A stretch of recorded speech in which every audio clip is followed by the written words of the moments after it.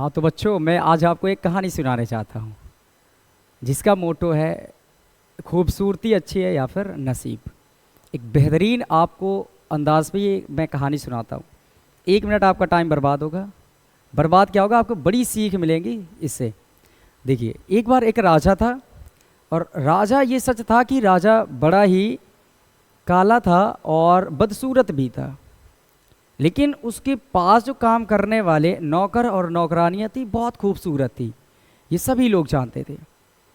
और राजा के जो रानी थी वो भी बहुत खूबसूरत नहीं थी। एक बार ऐसा होता है कि राजा बड़ा ही दयालु था, वो दिल से बड़ा अमीर भी था। उसका एक ही मकसद था कि मेरी प्रजा मुझसे शायद नाराज़ ना होने पाए। इसके लिए वो हमेशा प्रोत्साहन के लिए, इनाम देने के लिए लोगों को बुलाया करता था।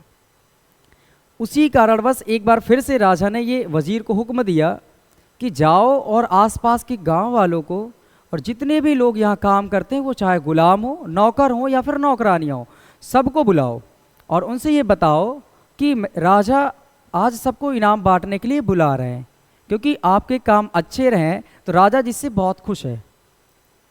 वजीर को हुक्म मिलता है और वजीर तुरंत जाता है, राजा के आदेश को लोगों तक पहुंचाता है। और ये आदेश जैसे ही पहुंचना था, लोगों के अंदर एक खुशी अलग से ही बढ़ी और लोग दौड़े भगते हुए चले आते हैं और राजा बहुत बड़ी सभा का आयोजन करता है। राजा सिंहासन पर बैठता है और बैठने के बाद सभी लोग अपनी अपनी जगह पकड़ लेते हैं। अब राजा एक एक इनाम करके, एक एक लोगों को बुला करके इनाम प्रोवाइड करना शुरू करता है। और राजा को लोगों ने बधाइयाँ देना शुरू की कि राजा की जय हो, महाराज बहुत अच्छे हैं। इन सब आवाज़ों के बीच राजा बड़ा खुश होता गया और सभी को दिल से शुक्रिया अदा करता गया। जब बात आती है नौकरानियों और नौकरों को इनाम बांटने के, तो उनमें से एक नौकरानी ऐसी थी जिसे बहुत से लोग और पूरा साम्राज्य ये जानता था कि राजा के पास ये नौकरानी बड़ी खूबसूरत है, यहाँ तक कि वो रानी से भी ज़्यादा खूबसूरत थी। तो उसके दिल में अचानक ये ख्याल आता है कि मैं ना इस राजा की आज बेइज्जती करके रख दूंगी, इस राजा को मैं आज इसकी बेइज्जती कर दूंगी और इसकी इज्जत को नीलाम कर दूंगी। और ये दिल में ख्याल ही चल रहा था कि उसी का नंबर आता है। राजा ने कहा, आप आइए और आप अपना इनाम ले जाइए। तो वो नौकरानी खड़ी होती है और वो राजा से कहती है कि महाराज, मुझे आपसे कुछ कहना है। तो महाराज तो बड़े प्यारे दिल के थे, उन्होंने कहा, कहिए क्या आप कहना चाहते हैं, मैं आपको सुन रहा हूँ। तो नौकरानी के अंदर जो कपट था वो अब बाहर आना शुरू हो रहा था।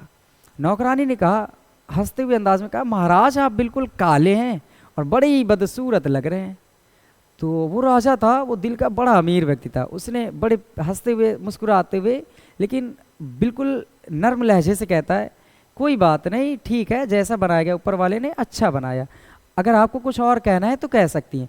तो उसने एक बार और देखा चारों ओर कि बड़ी सभा लगी है और बहुत से लोग हैं। अब सब लोग उसके मुंह को तक रहे हैं और राजा के मुंह को तक रहे हैं कि राजा को ऐसे कहा, फिर भी राजा चुप है।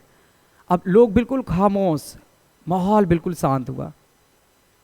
अब ऐसा हुआ कि उसे नौकरानी ने दोबारा दूसरी अपने सेंटेंस में कहती है कि महाराज मुझे एक बात बताइए, जब ऊपर वाला हुस्न बांट रहा था, मतलब खूबसूरती बांट रहा था, तो क्या आप उस लाइन पे खड़े नहीं थे क्या? तो राजा ने जैसे ये सुना, उसकी आंखें भर आई, लेकिन उसे बड़े ही प्यारे अंदाज में उसने कहा, सुनिए ज़रा, जिस खूबसूरती की आप बात कर रहे हैं और आपको लगता है कि जब ऊपर वाला खूबसूरती बांट रहा था तो मैं कहाँ खड़ा था, तो सुनो ज़रा कि जब ऊपर वाला खूबसूरती बांट रहा था, उस समय जिस लाइन पर तुम खड़ी थी उस लाइन का ज़रूर खूबसूरती नाम था, लेकिन जिस लाइन पे मैं खड़ा था उस लाइन का नाम था नसीब। मतलब ये है कि ऊपर वाले ने मुझे नसीब अता किया और आपको खूबसूरती। लेकिन ध्यान से समझो इस बात को कि मेरा नसीब इतना अच्छा रहा कि मैं बदसूरत और काला होने के बाद भी राजा हूँ, और तुम बड़ी खूबसूरत होने के बावजूद साम्राज्य में सबसे बेहतरीन हो, सबसे अच्छी हो, खूबसूरत हो, लेकिन आज कौन हो? मेरी नौकरानी हो। मैं ये कहना नहीं चाहता, लेकिन फिर भी मैंने कहा ताकि आपको समझ आए कि खूबसूरती और नसीब में बड़ा फ़र्क होता है। जैसे ये सुनना था, उस नौकरानी की नज़रें झुक जाती हैं और बड़ी शर्मिंदा होती है। अब लोगों ने तालियां बजाना शुरू कर दी कि राजा ने इतने प्यार भरे अंदाज में कैसे समझाया। और जब देखता है राजा की नौकरानी मेरी ही है और वो बेचारी नाखुश लग रही है, तो उसने फिर से मुस्कुराते हुए कहा, सर उठाओ, पर मैं उन राजाओं में से नहीं हूँ जो कत्ल करूँ आपको या फांसी दे दूँ, क्योंकि हर एक इंसान को कहने की आज़ादी है और आपने कहा है तो अच्छा ही कहा है। लेकिन मैं आज भी आपको एक बात कहता हूँ कि आज भी हर एक समस्या का आखिरी हल है माफ़ी। शर्मिंदगी भरे अंदाज में उस नौकरानी ने राजा से माफ़ी मांगा, राजा ने उसे बड़े प्यार से माफ़ कर दिया और इनाम दिया। अब वो नौकरानी सबसे बेहतर नौकरानी बनने की कोशिश करती है। तो आप भी बताइए कि खूबसूरती और नसीब, इन दोनों की जो कहानी राजा ने समझाई, जो अपने बातों से समझाई, वो कैसी लगी आपको? और आप भी बताइए कि अगर आपको खूबसूरती और नसीब मिलता तो आप क्या चुनते?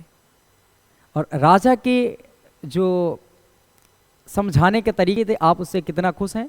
कमेंट बॉक्स में ज़रूर बताइएगा। और बेहतरीन कहानी के साथ मिलेंगे एक और बार। Thank you so much.